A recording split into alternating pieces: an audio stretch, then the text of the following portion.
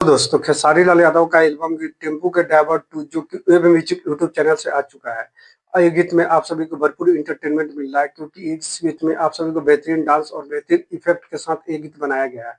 और इस गीत का सिंगर खेसारी लाल यादव और साथ में मॉडल मुस्कान जायसवाल है जो कि बहुत शानदार गीत है। अभी तक आप लोग ये गीत नहीं सुने थे पर जरूर जाकर वेब म्यूजिक यूट्यूब चैनल पर ये गाना जरूर सुनिए। साथ में आप लोग हमें कमेंट करके जरूर बताएं आप सभी को ये गीत कैसा लगा। और इस गीत में सिंगर खेसारी लाल यादव और लेखक कृष्णा बेदर्दी है जो कि बहुत बेहतरीन गीत लिखे हुए हैं। और इस गीत का डायरेक्ट किए हैं पवन पाल जो कि बहुत शानदार गीत के वीडियो क्लिपिंग भी देखने को मिल रहा है। और इस गीत में आप सभी को बेहतरीन डांस भी देखने को मिल रहा है जो कि बहुत बेहतरीन गीत बनाया गया है। लग रहा है कि ये गीत पार्ट 1 का भी रिकॉर्ड तोड़ने वाला है क्योंकि पार्ट 1 गीत सुपर डुपर हिट हुआ था। अभी तक वो गीत पर 100 मिलियन से ज्यादा व्यू पार कर चुका है।